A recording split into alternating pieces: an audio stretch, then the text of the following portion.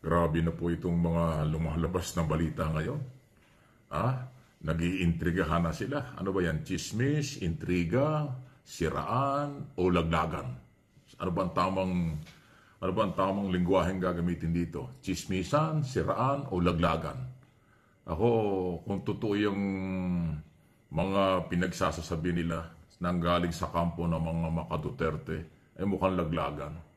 Nagsisisihan sila kung paano nahuli si Duterte, parang may nagpabaya, meron daw nanlaglag, meron daw pong naging traidor, meron daw pong nawala ang nakilala ang pagiging Duterte or alanganin. Kita mo na? Ayan.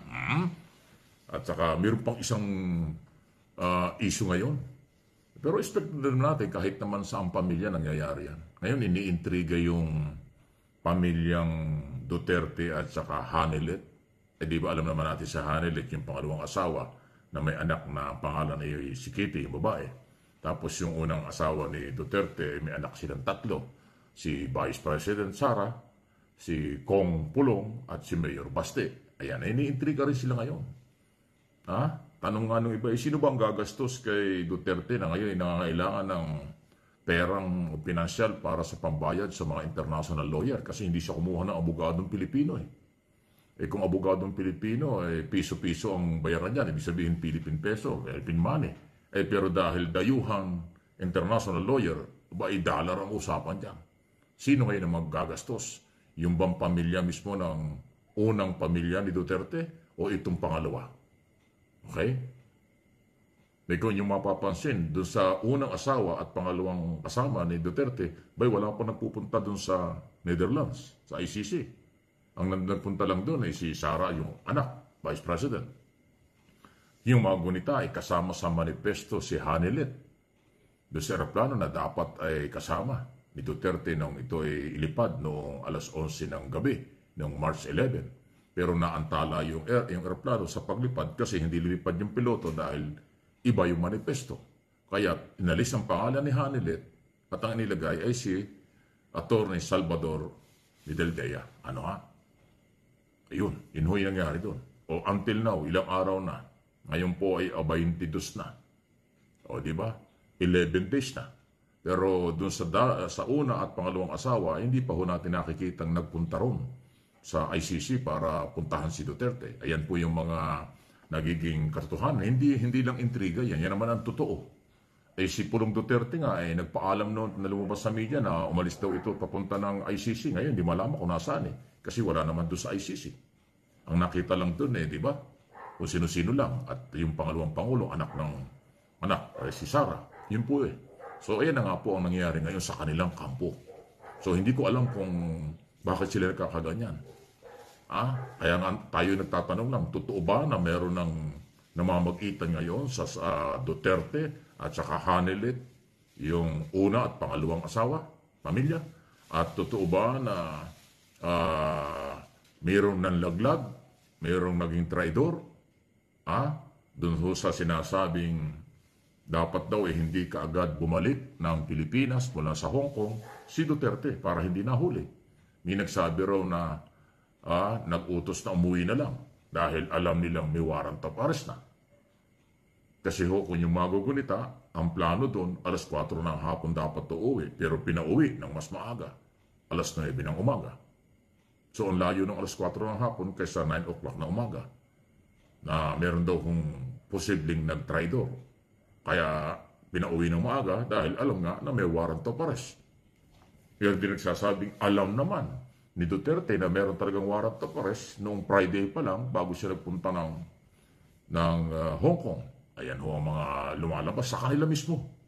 Sila din na makakapagliwanag niyan. Inire-relay ko lang sa inyo, sinasabi ko lang sa inyo kung ano ang mga nangyayari. Kung saan kayo maniniwala, nasa inyo na yan.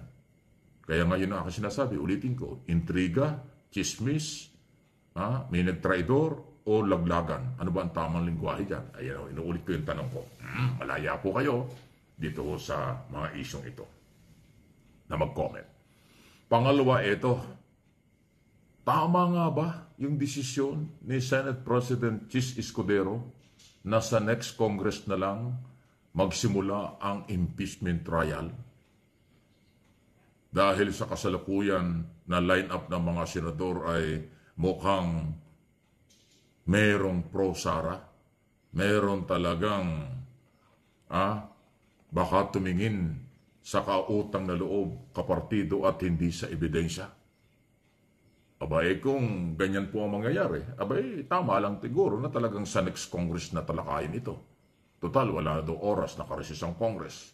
Baka yan ang nararamdaman ni Escudero, na yung kanyang mga kasamahan, ang iba doon ay hindi lang 8 o 9 na mga senador ang pro-Sara. Na kapag ka ganon, ay lumalabas na acquittal yan. Kasi 23 lang sila kung ang kailangan ay 16 vote para maging guilty si Sara,